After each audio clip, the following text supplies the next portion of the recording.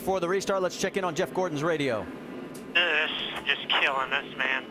Absolutely killing us. You mean outside? I mean, just restarts, traffic, the bottom. I mean, I'm just really, really tight right now. So straight from Jeff, really tight. Up front, Jeff Burton's got himself a great race car. Newman, Rudiman, Harvick, Hamlin, Biffle, Stewart, Johnson, Gordon in 9th, Boyer in 10th. The 78 was too fast on pit road. Regan Smith goes to the rear. Well, Burton really had him slowed down there. A lot of stacking up, people running into each other. Somehow everybody managed to survive. Now he stretches it out. Ryan Newman tucks into second place. And on the outside, that's Kevin Harvick going around David Rudiman. Yeah, we'll see just how good Harvick's car is if he can make that pass on the high side. He's still hanging on to it. Rudiman now starting to get that good bite that we saw him earlier have, and they're side by side into 3.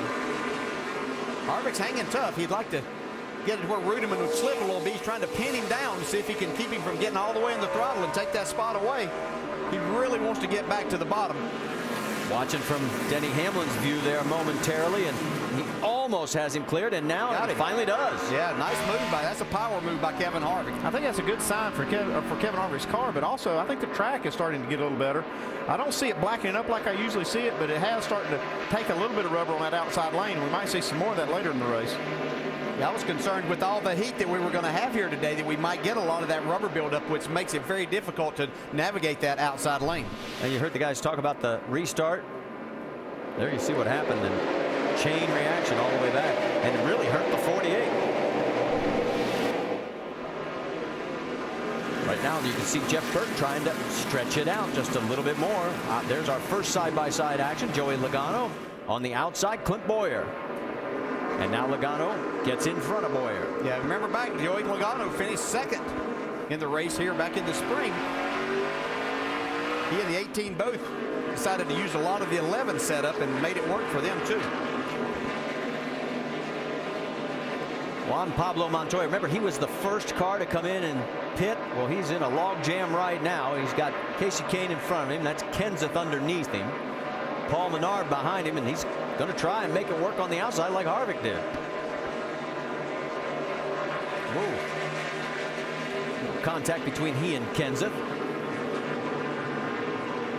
They're still side by side. Yeah, and you can make that outside work for a few laps, but it's not going to be that important or that advantageous after you get a few laps on the tires. Then you're going to need to get back to the bottom. See Kenseth kind of use him up going down into 3. 2 times they've had contact in the last 2 laps, and now Montoya ducks underneath. Yes, sir. Smoke.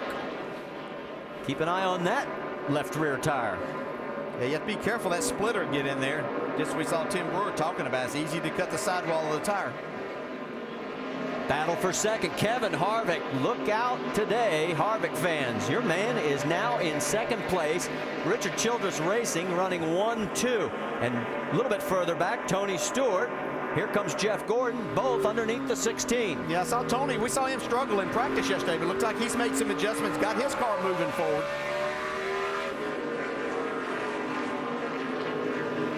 Gordon underneath Greg as well, and here comes Logano trying to follow as well. That is 7th, 8th, 9th, and 10th on the racetrack.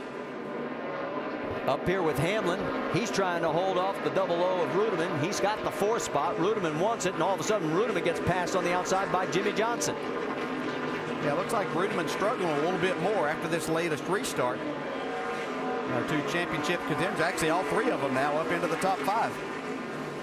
So there is number 1 and 2 in the points, and right now Hamlin's ahead of Jimmy Johnson, but there's still a long way to go. We're not even halfway at Martinsville. Go to Goodyear.com to show your thanks and help support our troops. Goodyear, the official tire of NASCAR. Ryan Truex doing the commercial unscheduled pit stop. He is now 2 laps down in 35th position. Everybody's chasing the 31, lower left of your screen. Jeff Burton, he won here back in '97 driving for Jack Roush. That's his only win here.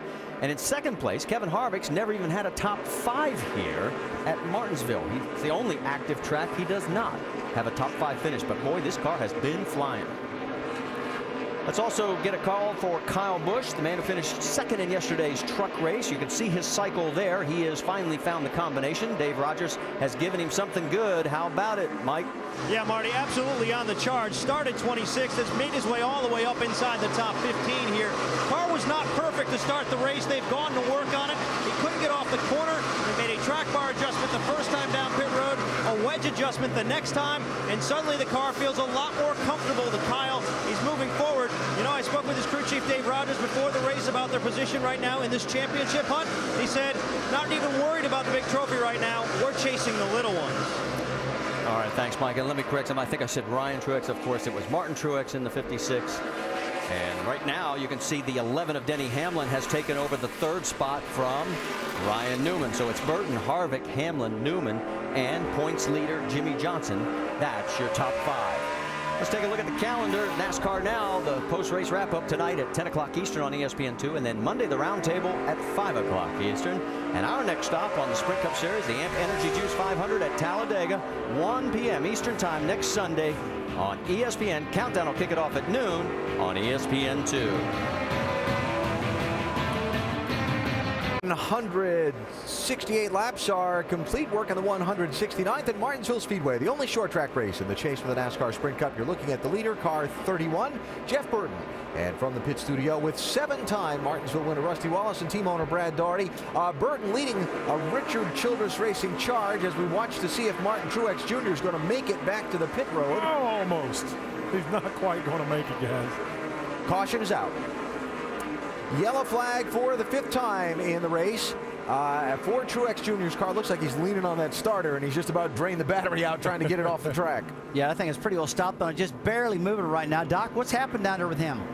Rusty, they keep asking Martin. He just said it just shut off. They said, did it give any indication? Was it sputtering? Was it ignition? He said, no, it just shut off. They checked the cutoff switch on the steering wheel, and he said, I don't know what happened, but I was just coming off the corner, and the thing just shut completely off, and nothing will work now. So he just rolled to a stop. They got to get him on the pit road and figure out exactly what happened. All right, thank you, Doc. So now what this sets up is an interesting situation. When they remove that 56 car from the pit road entrance and open pit road, Dale Earnhardt Jr. is the farthest up of the cars that stopped on the last caution. He made his way up to 14th. Does he stay out here? Do they take the track position? Or do they try and stay on sync with some of the other guys on tires? Well, I think right now, this particular position, I'd be staying on sync with everybody else. He's got himself pretty far up there, 14th position. If all those leaders pit for 4, hey, man, I'm coming for 4. I don't want to get screwed up and get out of the game right now. He's done a good job getting up there. Boy, we have seen at the end of races being in sync is very important. But, hey, why not stay out and take a chance? It's getting really racy right now. You're going to have an opportunity to be up front, possibly catch some more cautions and maintain that track position, then get on pit road under another yellow flag. Maybe take a run at it. He's had a tough year. Take a shot and see what happens. You're saying go for it. Go for it. All right. Let's see. The pit road is open. Jeff Burton has the very first stall at pit entrance. Michael, here he comes.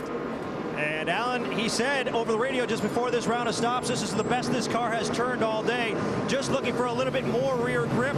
Todd Berrier electing to make a slight air pressure adjustment to the right rear tire. A 4-tire change in Sunoco race fuel on the 31, Dave. Mike, Ryan Newman had been running in the 4th position. Kevin Harvick had been running in the 2nd position. Newman's car was a little bit free in and off after he got passed by the 11. He reported that. So for Newman, it'll be 4 tires and a track bar adjustment. For the 29 of Harvick, the middle was better, but you made me looser off. That wedge adjustment, let's put it back. So that'll be a reverse adjustment on the 29. Jamie? The 11 and Denny Hamlin says he starts off just a bit tight, needs a little more drive off. He's good in the center. It's going to be 4 tires, fill it up with fuel, a half round down, wedge in the left rear. You see the rest of the field coming to 31 to 29. Denny Hamlin down and away in 2nd, guys. By virtue of where their pit stalls are on the pit lane, Kevin Harvick did just lead a lap for bonus points in the championship. The race off pit road, though, it is Hamlin jumping ahead of Harvick into 2nd. He'll have that outside lane for the restart. See if Mr. Martinsville can keep it going. Let's do it. Cowboys are fighting to climb back into contention. Tony Romo leads Dallas against Eli and the Giants, who are on a 3-game roll. Can Dallas turn the tide at home, or they fall to their NFC East rival? It's Giants-Cowboys on ESPN's Monday Night Football at 8:30 Eastern, and our coverage begins at 7 Eastern with Monday Night Countdown, served up by Applebee's. Back here at the Tums Fast Relief 500 at Martinsville, and let's take a look at the pit stops of the 48 for Jimmy Johnson. Yeah, you can see right there. He gained a spot in that first round of pit stops, but he's lost 7 spots in the next 2. See that 15.1 and 14.4. That'll do it every time. I mean, these guys are making 12-second or better pit stops.